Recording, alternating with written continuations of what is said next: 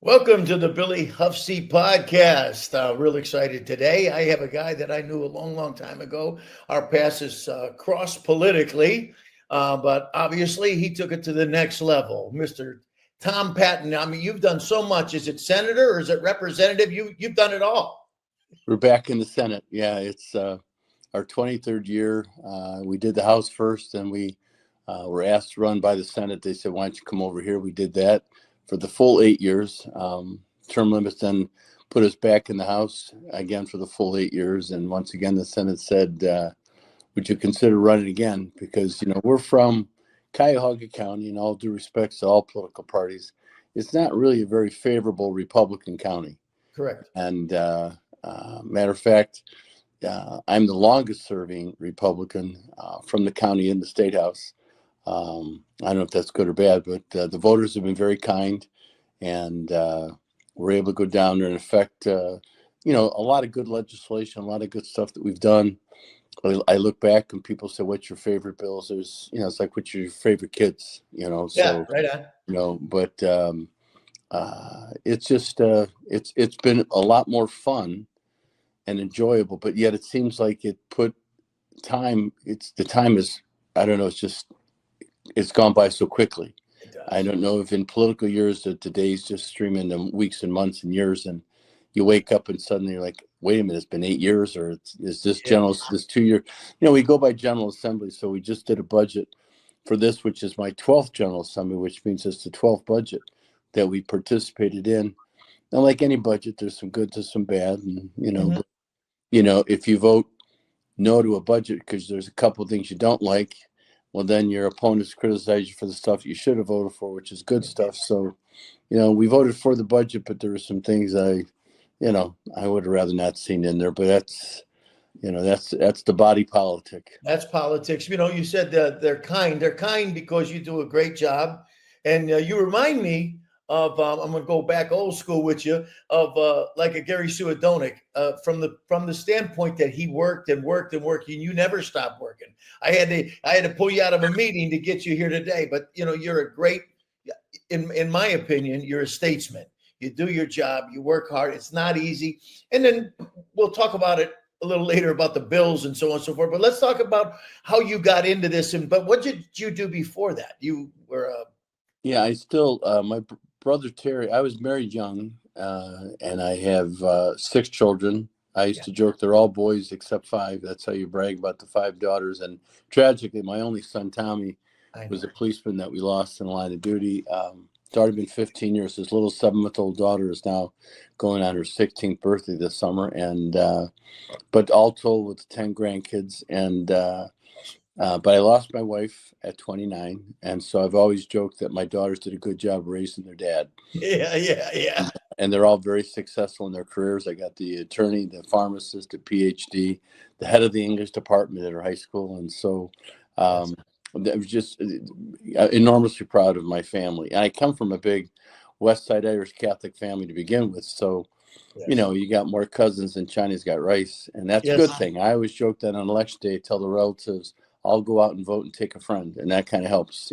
Big family. And but my older brother Terry and I formed a company, Cleveland Business Systems. It was an IBM dealership. We had that company for 24 years. We had about 45 people near the end when his wife of 32 years said she wanted to be divorced, and she wouldn't take a buyout. And so we had to sell, and I'm now working at the people that bought us, Blue Technology, since 1998. And I went to Paul Hanna, the owner of the company, and said, "Hey, look, they want me to run for state rep." As I'm holding up 3 fingers, they told me I'm in Columbus 2 days a week. Well, that was a lot, but and not all, but my position here was as a consultant, and so I don't sell the copiers and the software packages, but I tell people that I meet, I said, they're a Cleveland-based company or Ohio-based company, the largest in Ohio. And I said, you should be keeping your money in Ohio. And I said, but it's Cinderella time. I always tell them, I said, the slipper's got to fit, which means it's got to be the right machine, the right price, and the right service. And he's done enormously well. We're in 7 different cities in Ohio. And awesome. So this company is done well. And as I say, they afford me the opportunity to go to Columbus when on the days obviously we have to be, and then I try to be here as often as I can, and just work with some of the salesmen. They tell me some of the companies that they're looking at, trying to get into, and I may or may not know somebody there. And I, go tell Joe I asked you to call him and see if he'll Right. give you a meeting. And that's the extent of what I do here. And but it was good because I brought to the legislature what it's like to be a small business owner. I knew what it was like to have to worry about making payroll. I knew about making your quarterly sales tax deposits so you don't get, nailed. I was watching the cost of our employee health care begin to gravitate. Late 90s, you can just imagine. And so, so when I'm talking to other companies about their challenges, it's not like I haven't been there. I know what it's like, and right now we're in a situation where so many of my companies are in business, they're telling me having trouble finding people, and you and I, Billy, we come from a different generation. We work multiple jobs, much less work. Yeah. And now we got a lot of people out there post COVID. I guess a lot of them got used to staying at home and watching soap operas or whatever, and they want to go back to work. And unfortunately, sometimes the way government works, you don't get punished for not working. It's I number one, I think that every child in school should all get breakfast and lunch and stuff, because a hungry kid can never eat. So we always vote for additional millions of dollars for the food banks and things like that, because I'm even for whatever's left over after lunch, pack it in baggies and give them to the kids as they walk out the door, take home their little brothers and sisters. Love that. And it's so I do believe in helping people out. But if you got some people that are just, as healthy as can be, but they choose not to work and they go to the hospital, they're obviously on Medicaid, which means that the people that are working, paying their taxes, because the biggest line item by far on the state budget is going to be Medicaid, and it grows every year. It's like the Pac-Man, of the budget, eats everything in front of it. And again, you want to take care of the sick, the elderly, the disabled, all those folks, you want to do all that stuff. But there's, like anything else, if you create a system, there's going to be people that are going to try to take advantage of the system. And some, unfortunately, are very successful at it. Yes. And so, Tom, what makes you very, very unique, because we line up pretty much shoulder to shoulder politically, but we're both union guys. Yes, that's a huge, my freshman year of college, my best friend's dad hired me to work at the Cleveland Indians box office, ticket office. And lo and behold, it's an IATSE local. People say, who is IATSE? Who's IATSE? And I said, well, when the actors are done on the movie credits, 90% of the rest of the names you see going down that list are also members of IATSE, whether they're best boys, key grips, dolly grips, set design, light design, obviously the camera guys and things like that. And it's a very large international union, and we're the front of the house people. So that was a good job for college. And as I mentioned, got married young, helped me build my house, the same house I'm still in Strongsville. And I was 23 when we moved in. Awesome. And I put an addition on when I was getting up to 5, 6 kids. We need a little bit more room, but rather than buy a new house, I just liked that house, and we just knocked out a window and put in an addition. But and one thing nice about your kids, when you have kids, they sometimes leave, but they always seem to come back. I've had awesome. 2 of my daughters come back and live with me, and I'm grateful for they take the whole upstairs. I have the addition part, and it works out. And instead of playing Macaulay Culkin Home Alone, you got people there that it's just somebody, and it's good. I mean, I'm blessed that all 10 of my grandchildren are local, and so I get to see them a lot. But going back to the labor unions, more and more often, the labor unions guys, they're not necessarily Republican or Democrat. They're looking for people who appreciate the fact that they're hardworking men and women who work very hard. They're not asking for government handouts. They're not asking for food from the food bank. They're working hard. They're paying their taxes. They're buying that second pair of jeans for the kids, and helping put them through school, and and you respect that. So when I have some of my members that want to destroy unions, and there's people that want to have a right to work, they call it, Like let's make Ohio right to work state, which means Yes. you don't have to belong to the union. Well, that means right to work for less. It's as simple as that, because if you're making $30 an hour at a union job and suddenly it's right to work, and they said, we got a guy who'll take your job for $18 an hour. Do you want to stay or not? And then prevailing wage, for my building trades guys, they're all and they're looking for people, by the way. I know your listeners out there, reach out to your local building trade because they're starting apprentice classes and, they need, and we're going to be embarking, especially in Brick Park, Ohio, as you read, there's going to be a great big project going out there. Probably the second largest project in the entire state has ever had. And don't ask me what the first is, but they keep telling me it's the second largest. And that's exciting times for Cleveland and for the workers here in Cleveland. They're very excited about the opportunity to shine, and they will. They'll build that stadium. They'll be built on time and on budget. I can practically guarantee that because that's how good we are. You know what? We'll go back to that. But a lot of people don't know what's the difference between a state rep in just a soundbite and a state senator. It's there's 99. It's kind of like the difference between Congress in Washington and the U.S. Senate. You have 2 senators for every state, including a small state like Rhode Island has as many U.S. senators as California or Texas. But the congressmen in Washington are based on population, and Ohio used to at one point had 21 congressmen. We're down to 15 because it's not that we're losing people, but not gaining people as swiftly as Texas or Florida or California. And so in the state of Ohio, they divided into 33 Senate districts that average about 375,000 people, and then 99 House districts. So each state senator will kind of have 3 state representatives represent the same people that he or she will. And so the difference and because I've been both state rep, state senator.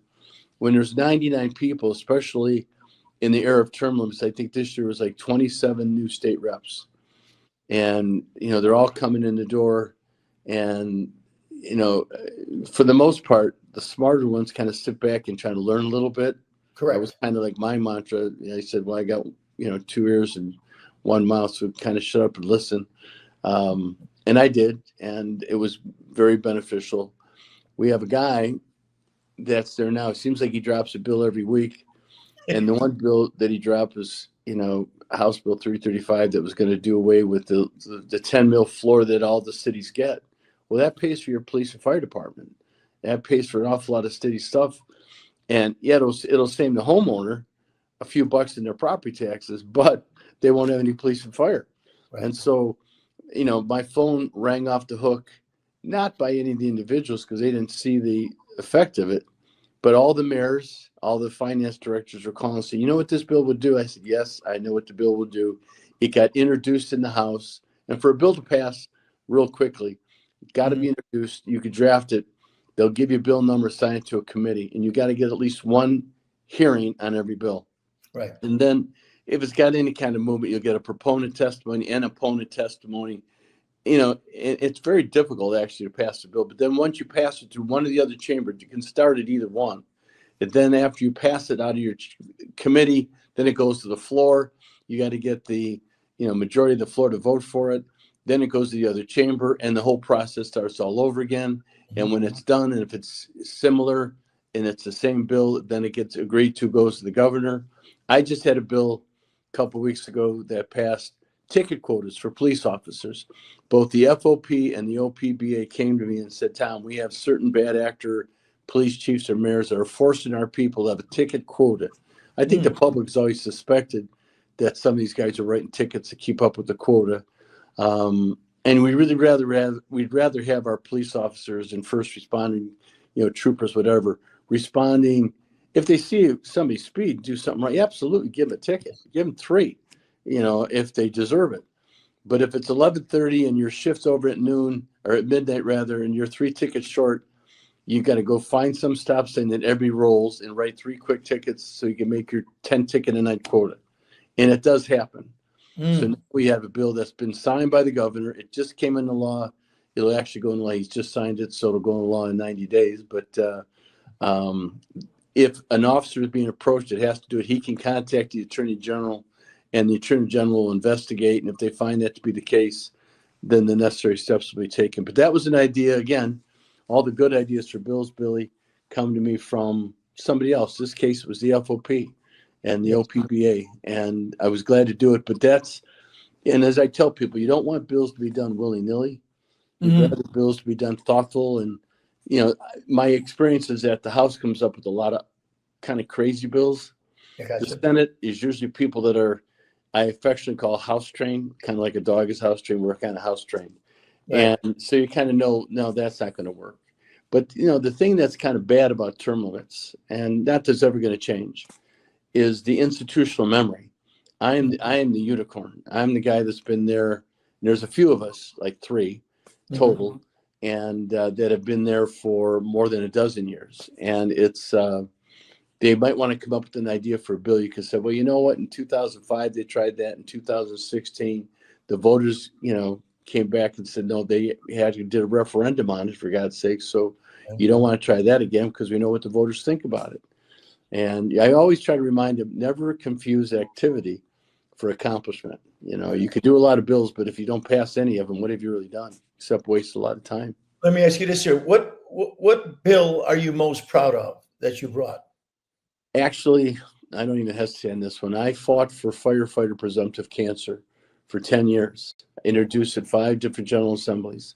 And we should have been the 31st state to pass it. We ended up being the 38th state. But here's the stat that I think people are always overwhelmed by. 64% of our firefighters, the men and women in our fire service, will get cancer. And there's 8 specific cancers that they're like 18 times more likely to get. Esophageal cancer, for example. Bladder cancer is another example. So what normally happens, or what had been happening, is they get the cancer, they try to fight the cancer, they might run out of sick time. Some of the other firefighters might loan them some sick time, but eventually, when they couldn't go to work, they'd lose their health care and their savings account, and then eventually they die, and the widow, the spouse, recovering spouse, and the children are left with nothing. And that's 64%. I remember giving testimony in front of the Senate, and I said, if I told you guys that 64% of state senators are going to get cancer, would you have run for the job? Would you? And they're all looked at each other like, and you could tell the answer was going to be no. Correct. But yet these brave men and women that take that fire exam, they know this. They know that it's a high risk for cancer. Oh. And they're rolling the dice. I'm that 36%. I'm going to be the 36%. I'm not going to get it. And we've taken great steps trying to ensure, better safety measures. Again, the second, breakout gear. Remember the movie Backdraft, where the Kurt Russell had the real dirty helmet? Yeah. You won't see any dirty helmets anymore. They get back to the station, they're wiping off all the gear, wiping off all the carcinogenics that are hanging on it. They're washing when they get home from work, they're putting their clothes in the laundry room, the clothes they wore to work underneath the stuff. So, they're doing everything they can. But as they say, it took me 10 years to get it done. And there's firefighters that haven't been born yet that will be able to take advantage of this coverage, because now it's like a workers' comp case, which means right off the bat, their medical bills are covered. Forget about your sick time. And if you die, you died in the line of duty, so there's a death benefit. And, to say the firemen like me a lot is an understatement. Yes. But I come back and say, but I like them even more. They're the people that'll come into burning buildings when the rest of us are running out. They're my heroes. Well, I personally thank you. My brother-in-law is a fireman, and I have a couple of cousins that were firemen. So, and about the helmet, knowledge is power, and I think they're getting safer. But man, what would we do without them? Really? Yeah. Let's talk a little bit about that. I love that you support, like, the unions are going to be on that Browns facility working it, because they work hard, and those kind of guys, they take pride. Cleveland's a great town. It's it's in many cases a blue collar town. I watched a podcast with all this AI stuff coming out. I was with somebody, and they were trying to tell me about this AI. This is several months back, And I said, well, here, ask your computer this question. What's the benefit between concrete road and asphalt roads? I was in the middle of the transportation budget. There's always been the conflict, is concrete or asphalt better? And he said, this might take a while. And I said, well, and he hit the key, and immediately 15 pages of documents come out. Every single thing you'd ever want to know about the difference between concrete, asphalt, life expectancy, this type versus that type. And it was amazing. And so I heard this professor on the podcast talking about the jobs of tomorrow that are endangered are jobs that AI might take over. Yes. You know, like engineering jobs or architectural jobs, maybe even accounting jobs. But those blue collar jobs, those jobs that you're going to have to run a CNC machine in a machine shop or a pipe fitter, or those are jobs you're never going to get AI to be able to do. And Right. so he's to the point now we're suggesting, don't be so quick to want to go off to law school. You might want to become an electrician. Right. Know? Right. Tell me Speaking about of which, I need an electrician. the, I woke up this morning and the lights in my bathroom, none of the electricity in my bathroom was working. So I had to take a shower in the dark. But again, I know there's a lot more serious problems in the world, but if there's electricians out there, I'm looking, I got to find one. Well, tell me about the Browns facility. Is it a good thing that it's coming? I mean, I'm from Brook Park. This podcast started in Brook Park, and we're excited, to be honest with you. Well, you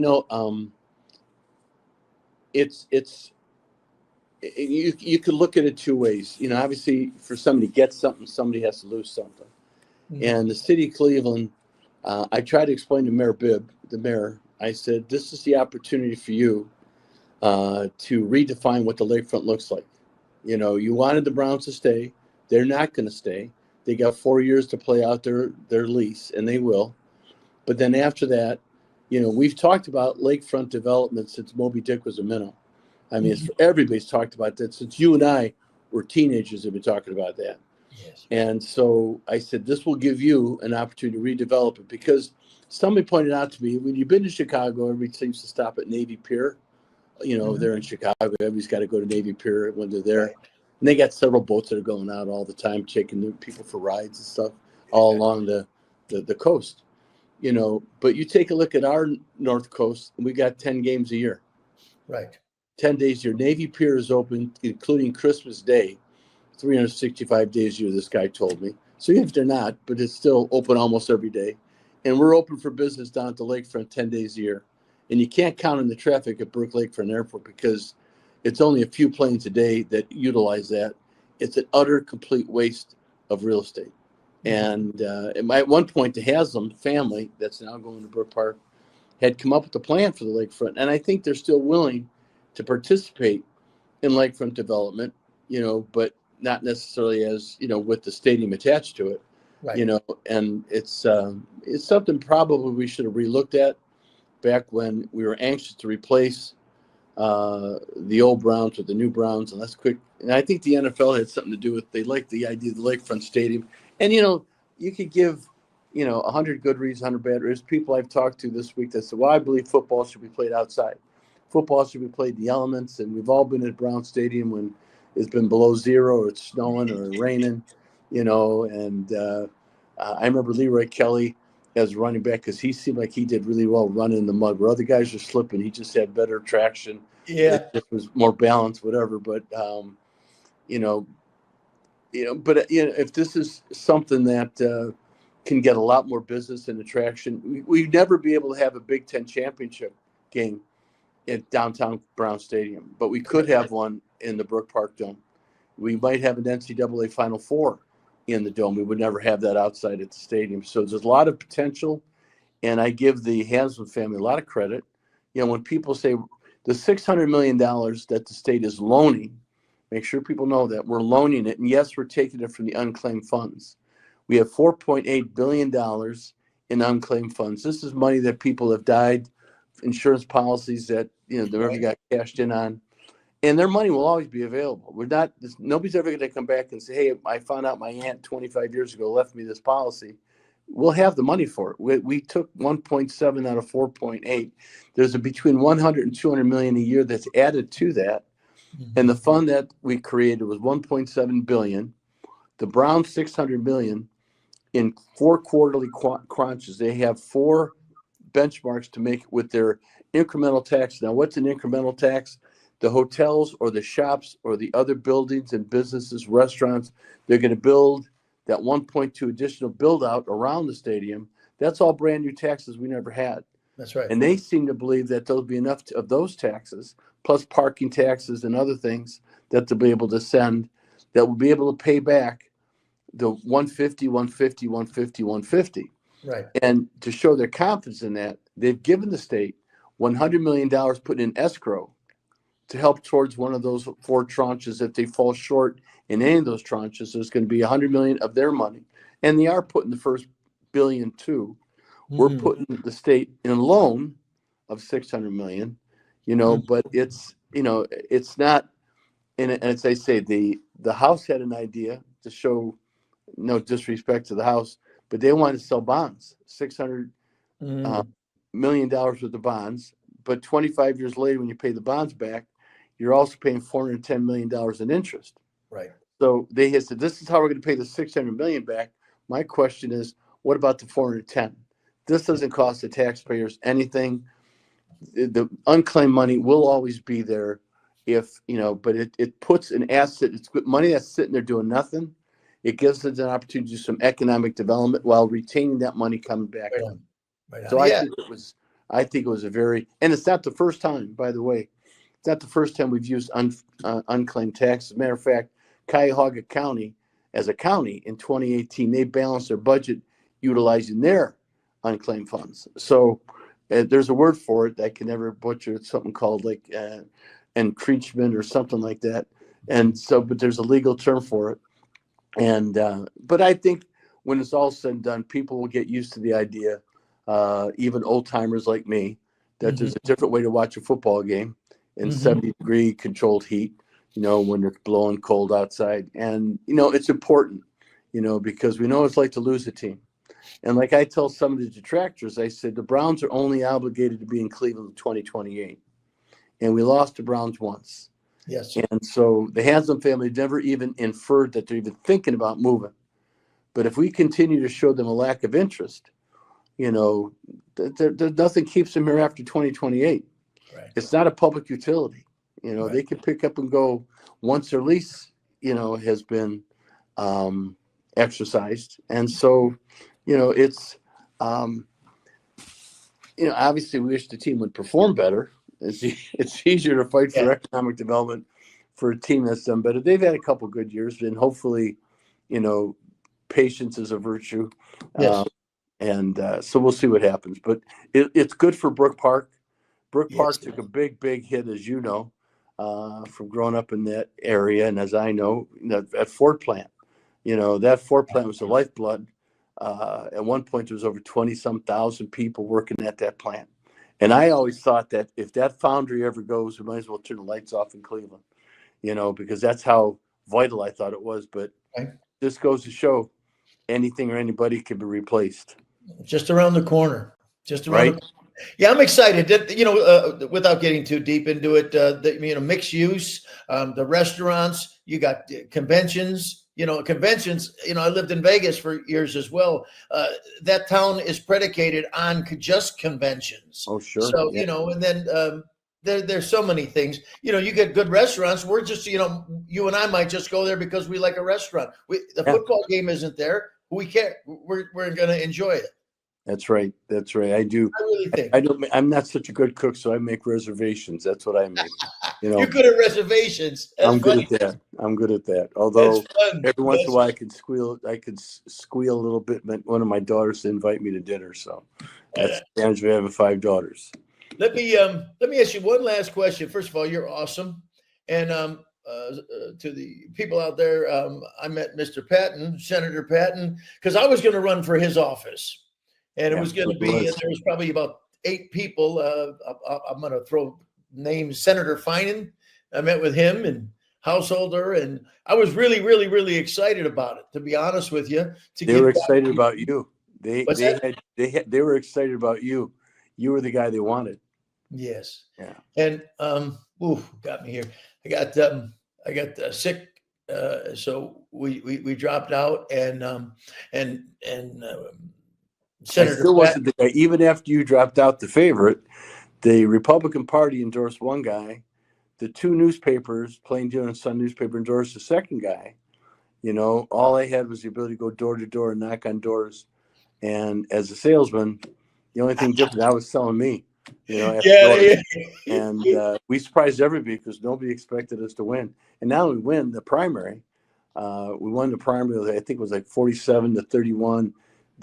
The endorsed candidate got 19. So I mean, we kind of, and then it was a seat Republicans never held, and I believe somebody that was very high up in the Sheriff Brown campaign ran Cuyahoga County for Sheriff Brown, was my opponent in the Senate race, and we snuck that one out. That was the closest, 53-47, and we haven't looked back. I would say we've been playing with the House's money for a long time. That's it, and I love it.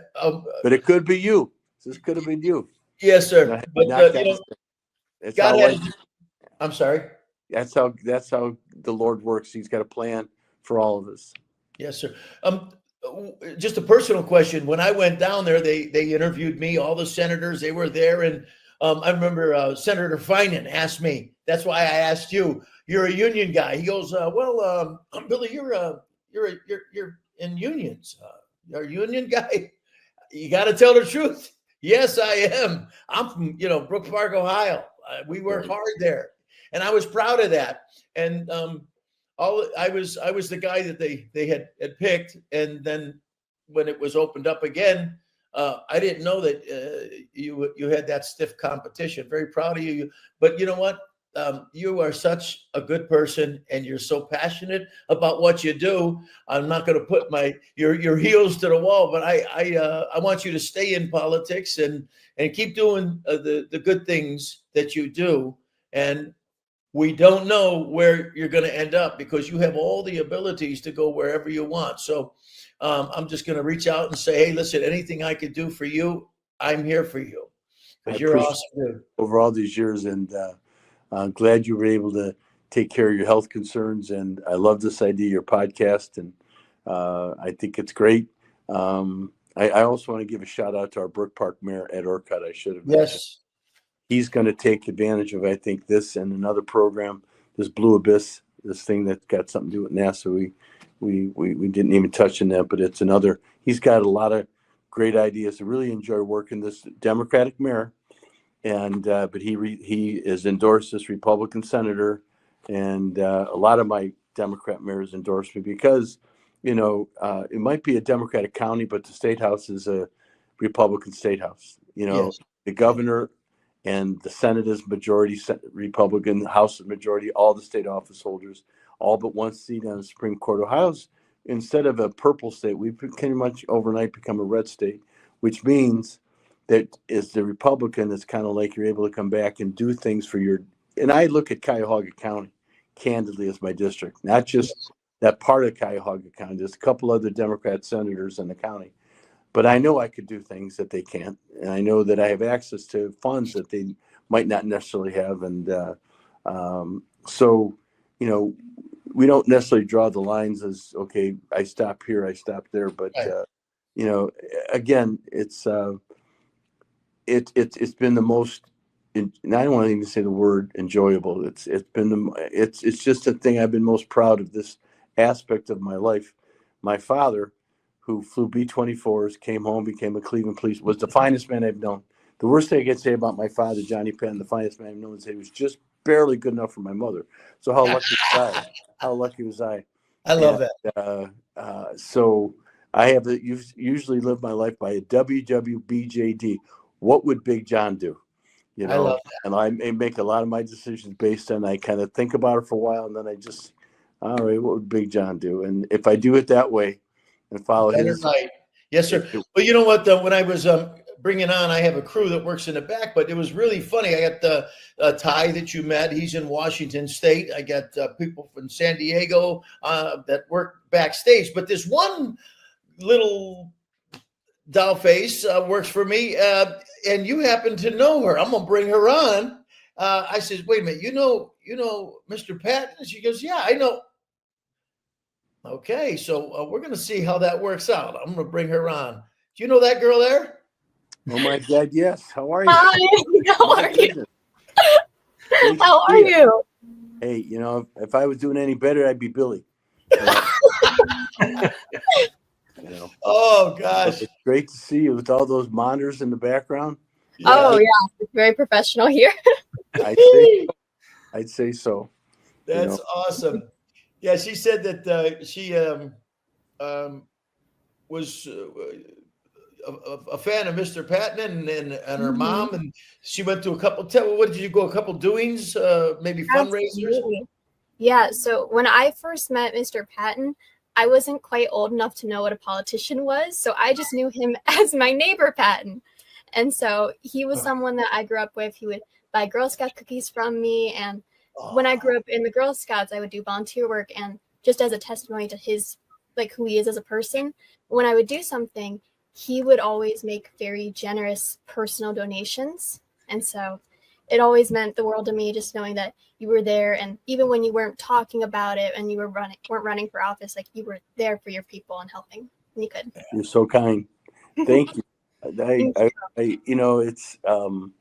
It was always a delight. Anybody that come to the door, and it takes, even selling Girl Scout cookies when you're young like that, it takes a little bit of gumption and walk up to a door and knock on the door. But I'll tell you, between the Girl Scouts and the Boy Scouts, especially like when there would be gold awards for the Girl Scouts, to be the Eagle Scout awards.